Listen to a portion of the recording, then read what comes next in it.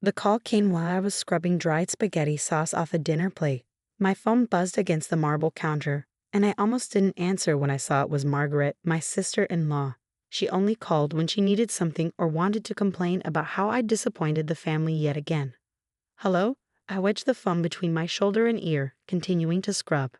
"Oh, you're home." Her voice dripped with fake surprise. "I thought you might be at one of your charity things." She always said it like that. Charity things. As if volunteering at the homeless shelter and organizing fundraisers for the children's hospital were silly hobbies instead of the work that kept me sane in a family that barely acknowledged my existence. "What do you need, Margaret?"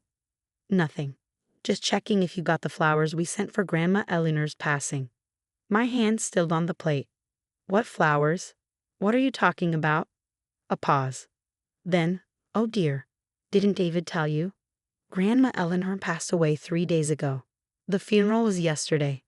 The plate slipped from my numb fingers, shattering on the tile floor. 3 days. My husband's grandmother had been dead for 3 days, and no one had told me. Not David, not his parents, not his siblings. The woman who used to sneak me homemade cookies during hostile family dinners, who whispered they'll come around, dear, when her son's family treated me like an unwelcome stranger. She was gone, and they buried her without me. Margaret, why didn't anyone? Oh, you know how these things are. Family only. Immediate family, I mean. David said you were busy with work anyway. Listen, I have to run. Take care. The line went dead. I stood there, staring at the broken pieces of ceramic scattered across my clean floor, feeling something inside me break just as irreparably. When David came home that night, whistling and scrolling through his phone, I was sitting at the kitchen table with my hands folded. He didn't notice the missing plate or the fact that I hadn't made dinner. "Hey babe," he said absently, opening the fridge. "What's for dinner?" "Your grandmother died." He froze for half a second, then resumed pulling out leftover containers. "Oh yeah, Mom told you." "Margaret told me. Today. After the funeral." He shrugged, actually shrugged. It was a small service. Family only. "I've been your wife for 15 years, David. 15 years.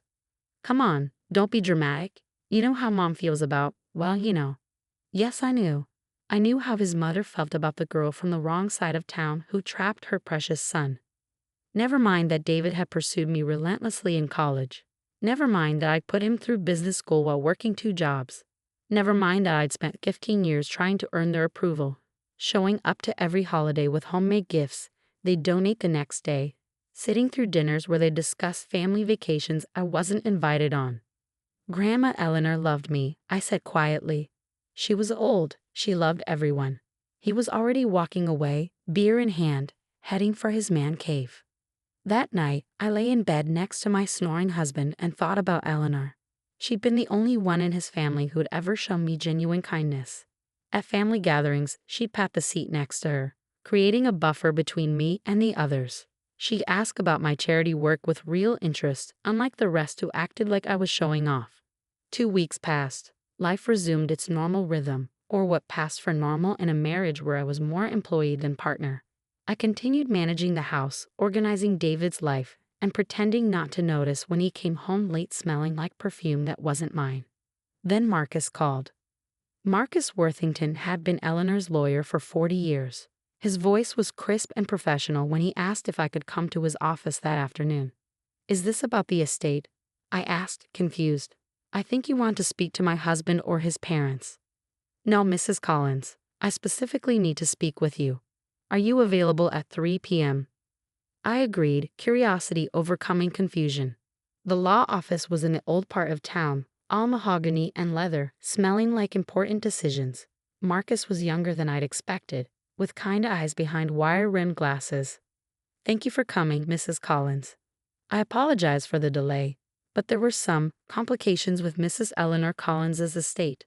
I don't understand why I'm here." He pulled out a thick folder. "Because you're a primary beneficiary in her will. In fact, you're the primary beneficiary." The room tilted. There must be a mistake." "No mistake." Mrs. Collins was quite specific. She updated her will 6 months ago, and she was of completely sound mind. I can attest to that personally. But her children, David, are mentioned, yes. But the bulk of the estate, the house, the investments, the family business shares, all go to you. My hands shook as he pushed documents across the desk. There it was in black and white. Eleanor had left me everything that mattered. The Victorian house her children had been fighting over for years. The shares in the family construction business that made them all wealthy. The investment portfolio worth more than I'd ever dreamed of. She left letters, Marcus said gently, handing me a cream-colored envelope with my name in Eleanor's spidery handwriting. My dearest Sarah, if you're reading this, then they've finally done what I always feared, excluded you even from my funeral. I know my son and his siblings. I know how they've treated you, and I'm ashamed I didn't do more to stop it while I was alive. You, my dear, are the only one who ever saw me as more than a checkbook or an inheritance waiting to happen. You sat with me at those awful dinners, brought me tea without being asked, and never once mentioned money or asked for anything. You loved my difficult grandson despite his family, not because of it. I'm leaving you everything because you're the only one who deserves it. They'll fight, of course. They'll rage and threaten. But Marcus will help you. Be strong, my dear. You've always been stronger than they knew. All my love, Eleanor. Tears blurred my vision.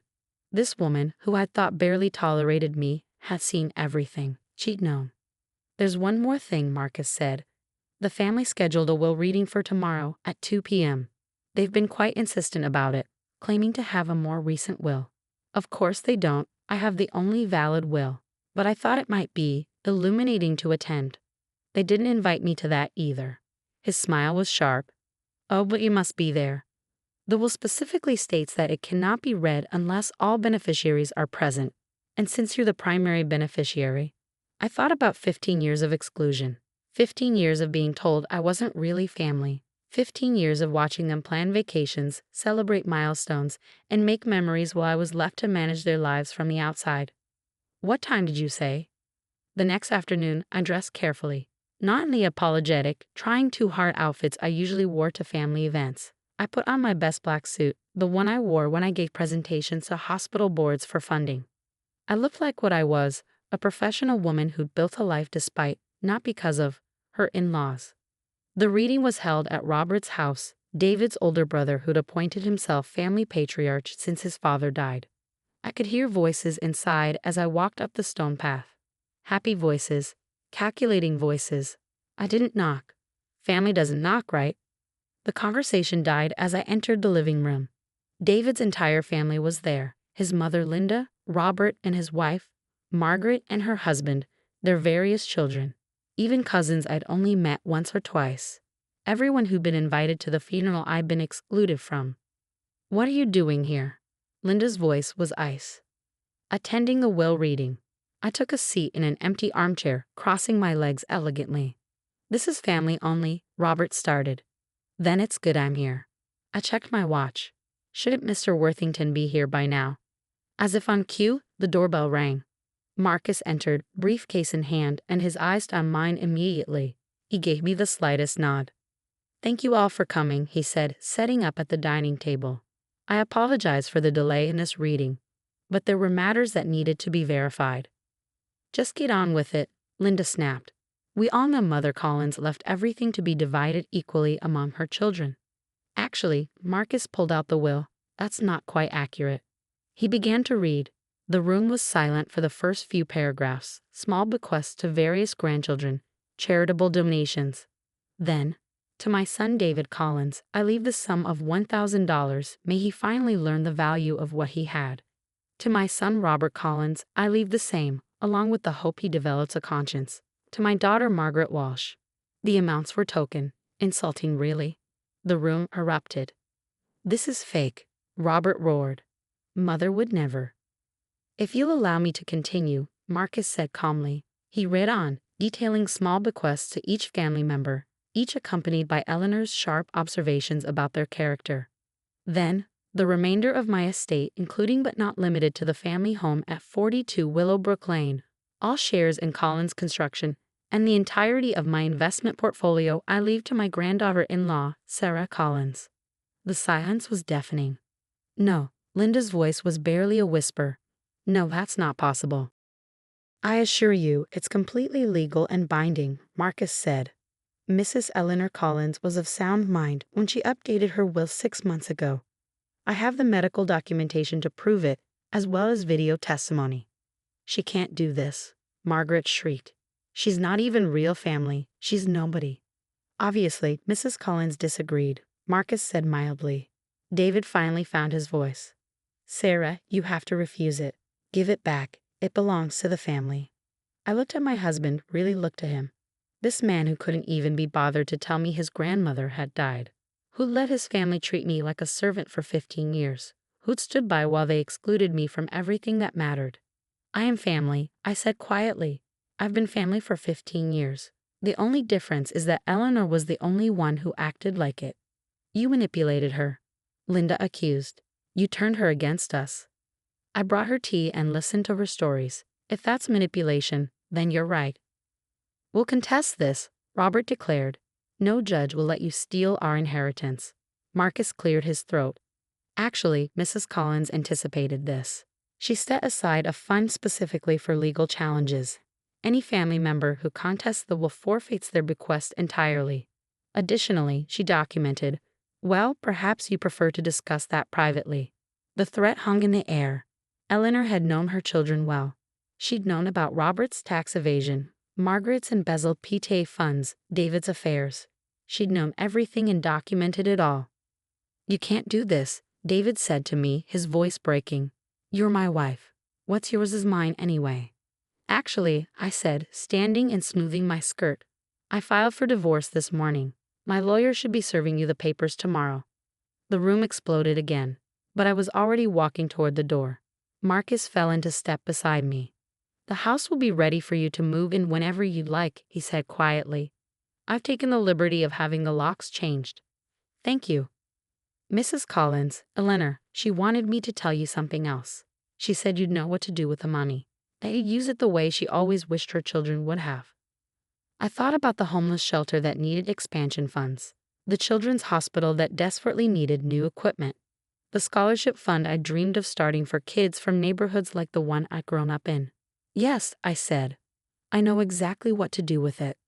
Behind us, the family was still raging, threatening, demanding. But for the first time in 15 years, their voices didn't matter.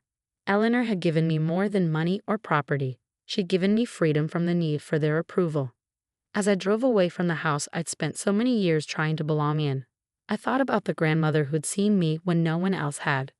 The woman who'd quietly observed how her children treated the girl their son had married and decided to right that wrong in the most dramatic way possible. My phone buzzed incessantly, texts, calls, voicemails from David and his family. I turned it off and smiled. Tomorrow, I'd move into Eleanor's beautiful Victorian. Tomorrow, I'd start using her fortune to actually help people instead of hoarding it. Tomorrow, I'd begin the life I'd put on hold while trying to earn the love of people who weren't capable of giving it. But tonight I pour a glass of the good wine I'd been saving for a special occasion and toast Eleanor Collins, the only family I'd ever truly had.